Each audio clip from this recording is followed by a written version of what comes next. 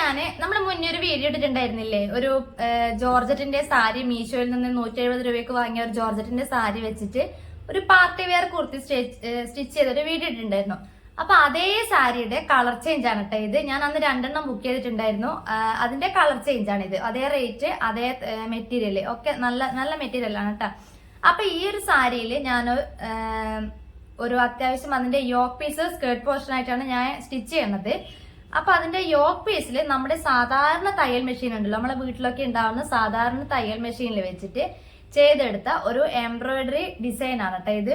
അതായത് നമ്മുടെ യോക്ക് പീസിൽ ഒരു എലഗൻ ലുക്ക് തരാൻ വേണ്ടിയിട്ട്, നമ്മൾ സാരി കൊണ്ട് സ്റ്റിച്ച് ചെയ്താന്ന് പറയിക്കാതിരിക്കാൻ വേണ്ടിയിട്ട് അത്യാവശ്യം വർക്കും കാര്യങ്ങളൊക്കെ കൊടുത്തിട്ടുള്ള ഒരു യോക്ക് പീസിൽ കൊടുത്തിട്ടുള്ള ഒരു ഡിസൈൻ ആയത്. അപ്പൊ ഇത് ഞാൻ നമ്മുടെ സാധാരണ തയ്യൽ മെഷീനിലാണ് ഈ ഒരു എംബ്രോയിഡറി ഞാൻ ചെയ്തത്. അതിനുശേഷം ഞാൻ കുറച്ച് ബീഡ്സ് അതിന്റെ അറ്റത്തൊക്കെ വെച്ച് കൊടുത്തേ ഉള്ളൂ. അപ്പൊ ഇതെങ്ങനെയാണ് ഈ ഒരു കാര്യം ഞാൻ ഈ ഒരു ഡിസൈൻ ചെയ്തെടുത്തത് എന്നുള്ളതാണ് ഇന്നത്തെ വീഡിയോയിൽ കാണിക്കണത് കേട്ടോ. അപ്പം വീഡിയോയിലേക്ക് പോകാം. അപ്പൊ ഞാൻ ആദ്യം ലൈനിങ്ങിനാണ് അളവ് കാര്യങ്ങളൊക്കെ മാർക്ക് ചെയ്ത് കൊടുക്കുന്നത്. അളവ് ഞാൻ ആദ്യം 6.5 ഷോൾഡർ എടുത്തത്. ആം ഹോൾ ലെങ്ത്തും 6.5 ഇഞ്ചാണ് എടുത്തത് കേട്ടോ. അതിനുശേഷം ചെസ്റ്റ് 9 ഇഞ്ച് എടുത്തു. 9ന്റെ കൂടെ 2 ഇഞ്ച് സ്ലീം അലവൻസ് വിട്ട് 9 ഇഞ്ചോളം എടുത്തു, 11 ഇഞ്ചോളം എടുത്തു. അതിനുശേഷം ഷേപ്പ് ലെങ്ത് 14 14ന്റെ കൂടെ 1 ഇഞ്ച് താഴെ സ്കേർട്ട് പോർഷൻ അറ്റാച്ച് ചെയ്യാൻ വേണ്ടി 1 ഇഞ്ച് വിട്ടിട്ട് ടോട്ടൽ 15 ഇഞ്ചോളം ഷേപ്പ് നമ്മുടെ യോക്ക് പീസിന്റെ ലെങ്ത് എടുത്തു. അതിനുശേഷം യോക്ക് പീസ് വേസ്റ്റ് റൗണ്ട് 8.4 8.4ന്റെ കൂടെ 2 ഇഞ്ച് സ്ലീം അലവൻസ് കൂടി വിട്ട് യോക്ക് പീസ് നമ്മളൊന്ന് മാർക്ക് ചെയ്ത് കൊടുത്തു കേട്ടോ. അതിനുശേഷം 2 ഇഞ്ചോളം ആം ഹോൾ കേർവ് ഇതുപോലെ എടുത്തു. 1.5 ഇഞ്ചോ 2 ഇഞ്ചോ നിങ്ങൾ അളവ് എത്രയാന്ന് വെച്ചാൽ അതങ്ങനെ എടുക്കാം കേട്ടോ. അപ്പോൾ ഈ armhole length armhole കേർവും ഇതുപോലൊന്ന് വരച്ചു കൊടുത്തു. അതും ഒന്ന് കട്ട് ചെയ്തെടുത്തു. ഈ കട്ടിങ് വരെ മാത്രമേ നമ്മൾ ബാക്ക് പീസും ഫ്രണ്ട് പീസും ഒരുമിച്ച് ചെയ്യാൻ പാടുള്ളൂ കേട്ടോ. അതിനുശേഷം നെക്കും അതേപോലെ താഴത്തെ ഒരു മാർക്ക് എഴുതി കട്ട് ചെയ്ത് കൊടുക്കുന്നുണ്ട്. അത് നമ്മൾ രണ്ടും സെപ്പറേറ്റ് ആയിട്ട് വേണം, അതായത് ബാക്കും ഫ്രണ്ടും സെപ്പറേറ്റ് ആയിട്ട് വേണം കട്ട് ചെയ്യാൻ. അപ്പം ഞാനിവിടെ 2.25 ഇഞ്ച് വീതിയിൽ നെക്ക് മാർക്ക് ചെയ്തു. താഴെ 6 ഇഞ്ച് ലെങ്ത്തിൽ ഇതേപോലെ ഒന്ന് മാർക്ക് ചെയ്ത് കൊടുത്ത് ഒരു വി ഷേപ്പ് ഒന്ന് വരച്ചു കൊടുത്തു. അതിനുശേഷം താഴത്തെ സ്കേർട്ട് പോർഷൻ അറ്റാച്ച് ചെയ്യേണ്ട ഭാഗവും കൂടി ഒന്ന് മാർക്ക് കൊടുത്തു കഴിഞ്ഞതിന് ശേഷം ഒരു 4.5 ഇഞ്ച് മുകളിലേക്ക് ഞാൻ ഇതുപോലെ ഒന്ന് മാർക്ക് ചെയ്തു. 4.5 ഇഞ്ചോളം എടുത്തിട്ടുണ്ട്. അത് ഇതുപോലെ ഒന്ന് മാർക്ക് ചെയ്തിട്ട് അങ്ങേ അറ്റം വരെ ഒരു കോൺ ഷേപ്പിൽ ചെരിച്ചൊന്ന് വരച്ചു കൊടുക്കുക. ഇതുപോലെ ഒരു സ്ട്രെയിറ്റ് ലൈൻ ഒന്ന് വരച്ചു കൊടുക്കുക കേട്ടോ. അതിനുശേഷം ഫ്രണ്ട് പീസ് മാത്രമേ കട്ട് ചെയ്യുള്ളൂ, ബാക്കും നമ്മൾ മാറ്റാൻ മറന്നു പോകാൻ പാടില്ല കേട്ടോ. ഞാൻ ഇതേപോലെ ഒന്ന് കട്ട് ചെയ്തെടുത്തിട്ട് അതേ ലൈനിങ് വെച്ച് തന്നെ മെയിൻ ക്ലോത്തും കട്ട് ചെയ്തെടുത്തു. ഇതുപോലെ പിന്നൊക്കെ കുത്തി വെച്ചിട്ട് വേണം നമ്മളെ നെക്ക് സ്റ്റിച്ച് ചെയ്യാൻ വേണ്ടിയിട്ട് കേട്ടോ. അതിനുശേഷം സ്റ്റിച്ച് ചെയ്തതിന് ശേഷം നമ്മൾ നെക്ക് തിരിച്ചിട്ടതിന് ശേഷം ഞാൻ ഇതുപോലെ ആം ഹോളിൻ്റെ അവിടെയും താഴത്തെ ഭാഗം മുഴുവനായിട്ടൊന്ന് സ്റ്റിച്ച് ചെയ്തെടുക്കുന്നുണ്ട്. അതെന്തിനാന്ന് വെച്ചാൽ ഈ തുണി നമുക്ക് നമ്മുടെ മെഷീനിൽ ചിലപ്പോൾ നമ്മുടെ കയ്യിൽ കിട്ടിയെന്ന് വരില്ല, അതിങ്ങനെ ഒഴുകി പോയിക്കൊണ്ടേ നിൽക്കും. അപ്പോൾ ഏറ്റക്കുറിച്ചിൽ വരാൻ സാധ്യതയുണ്ട്. അപ്പം നമുക്ക് എംബ്രോയിഡറി ചെയ്യേണ്ട കാര്യങ്ങൾ മാർക്ക് ചെയ്യാം. ആദ്യം ഷോൾഡർ ജോയിൻ ചെയ്യേണ്ട ഭാഗം ഞാൻ ഇതുപോലെ ഒന്ന് മാർക്ക് ചെയ്ത് കൊടുത്തു കേട്ടോ.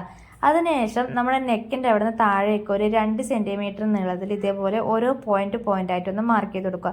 ഇങ്ങനെ മാർക്ക് ചെയ്ത് കൊടുത്താൽ നമുക്ക് എല്ലാം ഒരേ വീതിയിൽ, അതായത് നെക്കിൻ്റെ അവിടെ താഴേക്ക് എല്ലാം ഒരേ വീതിയിൽ നമുക്ക് സ്റ്റിച്ച് ചെയ്യാൻ പറ്റും.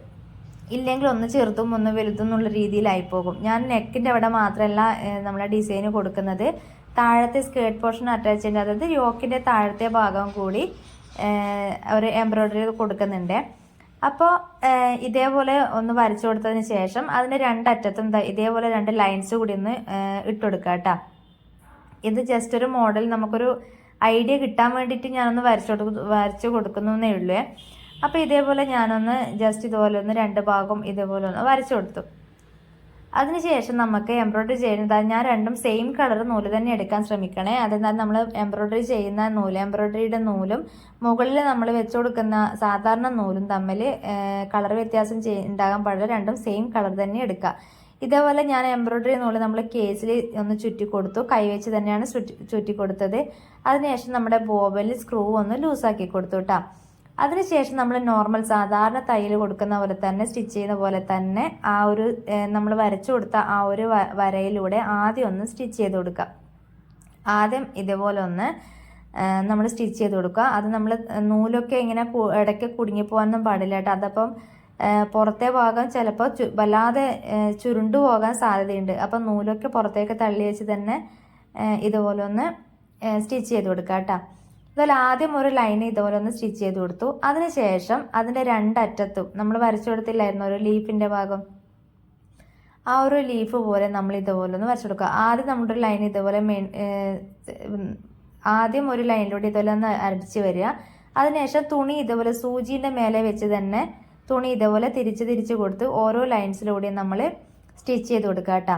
നമ്മൾ സ്റ്റിച്ച് ചെയ്യുമ്പോൾ നമ്മളെ കൺട്രോളിങ് ആ കാല് ചവിട്ടുന്നവിടെയും അതേപോലെ നമ്മുടെ വലത് കയ്യിലുള്ള ആ ഒരു വീലിലും നമ്മളെ കൺട്രോളിങ് ഉണ്ടായിരിക്കണം. ഇല്ലെങ്കിൽ തുണി ഇങ്ങനെ പോയിക്കൊണ്ടിരിക്കും. അപ്പം നമ്മൾ ആ വരച്ചു കൊടുത്ത ചിലപ്പോൾ ആ ഷേപ്പിൽ നമുക്ക് കിട്ടിയെന്ന് വരില്ല. അപ്പം ഞാനിവിടെ ഒരു ലീഫ് ഷേപ്പിലാണ് ഇത് സ്റ്റിച്ച് ചെയ്ത് കൊടുക്കുന്നത്. അതായത് സൂചി മോന വെച്ചിട്ട് നമ്മൾ ഇതുപോലെ അത് നമുക്ക് സ്റ്റിച്ച് ചെയ്യുമ്പോൾ നമുക്കത് മനസ്സിലാവും. ആ ഒരു ഐതിഹ്യം നമുക്കത് മനസ്സിലാവും. അത് എങ്ങനെയാണ് സ്റ്റിച്ച് ചെയ്ത് പോണത് എന്നുള്ളത് പറയുന്നതിനേക്കാളും ചെയ്ത് നോക്കുമ്പോഴും അതുപോലെ ഇത് കാണുമ്പോഴും മനസ്സിലാവുന്നുണ്ടല്ലോ അല്ലേ. നമ്മൾ ആ വരച്ചു കൊടുത്ത ആ ഓരോ പോയിന്റിലൂടെ ഇതുപോലെ ഒന്ന് സ്റ്റിച്ച് ചെയ്ത് കൊടുക്കുക. അത്രയേ ഉള്ളൂ. പെട്ടെന്ന് ഈ പണി തീരും കേട്ടോ. ആ ഒരു 10 മിനിറ്റേ കൊണ്ട് നമുക്ക് ഇതുപോലെ ഒന്ന് സ്റ്റിച്ച് ചെയ്ത് കൊടുക്കാൻ വേണ്ടിയിട്ട്. നമ്മളെ ആ ഒരു കൺട്രോളിങ് ഞാൻ പറഞ്ഞില്ലേ, ആ ഒരു വീലിൻ്റെ മേലെ നമ്മൾ കൈ എപ്പോഴും നമ്മൾ വലത് കൈ എപ്പോഴും ആ ഒരു വീലിൻ്റെ മേലെ ഒന്ന് കൺട്രോൾ ചെയ്ത് വെച്ചാൽ മതി. അപ്പോൾ നമ്മളിങ്ങനെ ഓർമ്മിക്കാതെ സ്പീഡിൽ ചവിട്ടിപ്പോയി അതങ്ങ് ദൂരെ പോയി കളയൊന്നുമില്ല. നമുക്ക് നിർത്തേണ്ട സ്ഥാനത്ത് തന്നെ ആ ഒരു കൈ വെച്ച് നമുക്കത് നിർത്തി ഈ ഒരു ഷേപ്പിൽ നമുക്കിങ്ങനെ അടിച്ചെടുക്കാൻ പറ്റും കേട്ടോ. ഇത് ഞാൻ ഫ്രണ്ട് പോർഷൻ ഇതാ ഈ ഒരു ലെവലിലാണ് കേട്ടോ ഉണ്ടാവുക. ഞാൻ വൈറ്റ് കളർ നന്നായിട്ട് തന്നെ എനിക്ക് കിട്ടിയിട്ടുണ്ട്. ഇതേപോലെ ഓരോ ലീഫ് ഷേപ്പിൽ ഇതുപോലെ ഒന്ന് കിട്ടിയിട്ടുണ്ട്.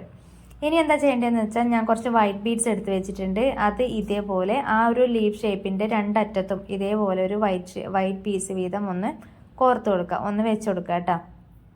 അപ്പോൾ ഇതേപോലെ രണ്ടറ്റത്തൊന്ന് വെച്ച് കൊടുക്കുക. അതിനുശേഷം നമ്മൾ ഇതുപോലെ ചെയ്യുമ്പോഴൊക്കെ ഉണ്ടല്ലോ നമുക്ക് നല്ല കളർ സെൻസ് ഉണ്ട്. നല്ല എന്താ പറയുക, നല്ല കളർ സെലക്ട് ചെയ്തെടുത്താൽ നന്നായിരിക്കും കേട്ടോ. അതേപോലെ വൈറ്റ് ബീഡ്സിനൊക്കെ ക്വാളിറ്റി നോക്കി പെട്ടെന്ന് ഓരോ മുത്തിൻ്റെ എല്ലാം പുറത്തെ തോല് പെട്ടെന്ന് പൊളിഞ്ഞു പോകാൻ സാധ്യതയുണ്ട്. അപ്പോൾ കുറേ കാലം നമ്മൾ യൂസ് ചെയ്യാൻ വേണ്ടിയിട്ടാണല്ലോ ഇതുപോലെയൊക്കെ ചെയ്യുന്നത്. അപ്പോൾ നല്ല ക്വാളിറ്റിയുള്ള അത് നോക്കി വാങ്ങിക്കുക. അതായത് പെട്ടെന്ന് പൊട്ടിപ്പോകുന്ന പോലത്തെ മുത്തുണ്ടാവും. അതേപോലെ പുറത്തെ ആ ഒരു കളറ് പെട്ടെന്ന് പൊളിഞ്ഞു പോകുന്ന പോലെ ഉള്ള മുത്തുണ്ടാവും. അപ്പോൾ അതൊക്കെ ഒന്ന് നോക്കി വാങ്ങിക്കുക. നല്ല ക്വാളിറ്റി മുത്ത് നോക്കി വാങ്ങിക്കുക കേട്ടോ. അപ്പോൾ ഇതേപോലെ ഞാൻ രണ്ടറ്റത്തും എല്ലാ ഭാഗത്തും ഇതേപോലെ ഞാൻ വൈറ്റ് ബീഡ്സ് ഒന്ന് വെച്ച് കൊടുക്കുന്നുണ്ട്. അപ്പോൾ സിമ്പിളായിട്ടുള്ള ഡിസൈൻ മതി എന്നുള്ളവരാണെങ്കിൽ ഇതാ ഈ ഒരു വൈറ്റ് ബീഡ്സ് വെച്ചതോടുകൂടി നമുക്ക് ഈ ഒരു ഡിസൈനിങ് കൂടെ നിർത്താട്ടോ. അപ്പം ഞാനൊരു പാർട്ടി വെയർ ലുക്ക് ആണ് ഞാൻ ഉദ്ദേശിക്കുന്നത്. അപ്പോൾ വൈറ്റ് ബീഡ്സ് വെച്ച് കൊടുത്തതാ ഇത്രത്തോളം ഇങ്ങനെയാണ് ഉണ്ടാവുക. ഈ ഒരു ഡിസൈൻ ഇതാ ഈ ഒരു മോഡലാണ് ഉണ്ടാവുക. അപ്പോൾ ഇത്രത്തോളം മതിയെങ്കിൽ നമുക്ക് ഇത്രത്തോളം ഈ ഒരു വൈറ്റ് ബീഡ്സ് മാത്രം വെച്ച് മതിയാക്കാം. അതല്ല കുറച്ചുകൂടി ഒരു എന്താ പറയുക ഒരു പാർട്ടി വെയർ മോഡലാണ് ഉദ്ദേശിക്കുന്നതെങ്കിൽ അങ്ങനെയാണ് വേണമെന്നുണ്ടെങ്കിൽ ഇതുപോലത്തെ സ്റ്റോൺസ് പല ടൈപ്സ് സ്റ്റോൺസ് ഉണ്ട് കേട്ടോ. ഇതുപോലെ ഈ ഒരു ഷേപ്പ് മാത്രമൊന്നുമല്ല, നമുക്ക് നല്ല കളറിലുള്ള നല്ല ഡിസൈനിലുള്ള നല്ല സ്റ്റോൺസ് കാര്യങ്ങളൊക്കെ നമ്മൾ ഇതുപോലെ ത്രെഡ് ഹൗസിലൊക്കെ പോയി കഴിഞ്ഞാൽ കിട്ടും. അത് ഞാൻ ഇതുപോലത്തെ സ്റ്റോൺസ് ഇതിൻ്റെ ഇടയിലായിട്ട്, അതായത് ഒരുപാട് ഗ്യാപ്പുള്ള സ്ഥലങ്ങളിൽ ഇതേപോലെ ഒന്ന് വെച്ചെടുക്കുക. അതിനങ്ങനെ പ്രത്യേകിച്ചിട്ട് ഇന്ന സ്ഥലത്ത് തന്നെ കൃത്യമായി വെക്കണം എന്നൊന്നുമില്ല. നമുക്ക് എവിടേക്കെങ്കിലും ഒരു വല്ലാത്തൊരു ഗ്യാപ്പ് ഫീൽ ചെയ്യുന്നുണ്ടെങ്കിൽ ആ ഒരു ഗ്യാപ്പിലെല്ലാം ഇതേപോലെ ഓരോ സ്റ്റോൺസ് ഇതുപോലെ ഒന്ന് ഒട്ടിച്ചെടുത്താൽ മതി കേട്ടോ. അതേപോലെ ഇതും ഈ ഫാബ്രിക് ഗ്ലൂ ആണ് ഞാനിത് യൂസ് ചെയ്തത്. അപ്പോൾ ഇതല്ലാതെ നമുക്ക് നന്നായിട്ട് ഒന്നുകൂടി നല്ല സ്റ്റിക്കായിട്ട് ഒട്ടിക്കാൻ പറ്റുന്ന വേറൊരു ഗ്ലൂ കൂടി ഉണ്ട്. അത് ഞാൻ കാണിച്ചു തരാം. ഈ ഫാബ്രിക് ഗ്ലൂ അല്ലാതെ നമുക്ക് എന്താ പറയുക കുറേ നാൾ നന്നായിട്ട് ഒട്ടി നിൽക്കുന്ന ഒരു ഗ്ലൂ കൂടിയുണ്ട്. ഈ ഒരു ഗ്ലൂ ആണ് കേട്ടോ. ഇത് നന്നായിട്ട് കുറേ കാലം ഇത് വാട്ടർ പ്രൂഫൊക്കെയാണ്. നല്ല ഗ്ലൂ ആണ് കേട്ടോ. ഞാൻ കുറേ കാലമായിട്ട് ആ ഒരു ഗ്ലൂവും കൂടി യൂസ് ചെയ്യാറുണ്ട്. ഇതുപോലെ ഒക്കെ ഒട്ടിച്ചു കൊടുക്കുമ്പോൾ കുറേ കാലം എത്താറുണ്ട് കേട്ടോ, പറഞ്ഞു പോകില്ല. അപ്പം ഞാൻ നെക്കിലാണ് ഈ ഒരു സ്റ്റോണ് വർക്ക് കൊടുത്തിട്ടുള്ളത്. താഴത്തെ ഭാഗം ഞാനൊരു ബീഡ്സിൽ മാത്രം നിർത്തി, ബാക്കി നെക്കിലാണ് ഇതുപോലെ സ്റ്റോൺ വർക്ക് കൊടുത്തിട്ടുള്ളത്. അപ്പോൾ അതൊക്കെ നിങ്ങൾ ഇഷ്ടമാണ് കേട്ടോ. നിങ്ങൾക്ക് ഫുള്ളായിട്ട് വെച്ച് കൊടുക്കുന്നുണ്ടെങ്കിൽ അങ്ങനെ വെച്ച് കൊടുക്കുക, ഇല്ലെങ്കിൽ ഈ ഒരു വർക്കോട് നിർത്താം. അപ്പോൾ അതിനുശേഷം ഞാൻ ഒരു വൈറ്റ് ഇപ്പം ബാക്കിയുള്ള സ്പേസിൽ ഞാൻ കുറച്ച് വൈറ്റ് ബീഡ്സ് കൂടി വെച്ച് കൊടുക്കുന്നുണ്ട്. ഇത് കംപ്ലീറ്റ് ആയിരുന്നില്ല കേട്ടോ, കംപ്ലീറ്റ് സ്റ്റിച്ചിങ് ഞാൻ ചെയ്തിട്ടില്ല. ഇത് ജസ്റ്റ് ഞാൻ ആ സ്കേർട്ട് പോർഷൻ ഒന്ന് ഇതുപോലെ ഒന്ന് വെച്ച് കൊടുത്തുന്നേ ഉള്ളൂ, വെച്ച് നോക്കിയേ ഉള്ളൂ. ഞാൻ തുണി കട്ട് ചെയ്തതിന് വരെയില്ല കേട്ടോ. അപ്പോൾ അതിൻ്റെ ഫൈനൽ റിസൾട്ട് ഞാൻ അടുത്ത വീഡിയോയിൽ ഇതിൻ്റെ സ്ലീവിലും കുറച്ച് ഇതുപോലുള്ള വർക്ക് കാര്യങ്ങളൊക്കെ കൊടുത്തിട്ട് ഇതിൻ്റെ ഫൈനൽ റിസൾട്ട് ഞാൻ അടുത്ത വീഡിയോയിൽ അപ്ലോഡ് ചെയ്യുന്നതായിരിക്കും. അപ്പോൾ വീഡിയോ ഇഷ്ടപ്പെട്ടൊന്ന് ലൈക്ക് ചെയ്യുക, ഒന്ന് സപ്പോർട്ട് ചെയ്യുക കേട്ടോ.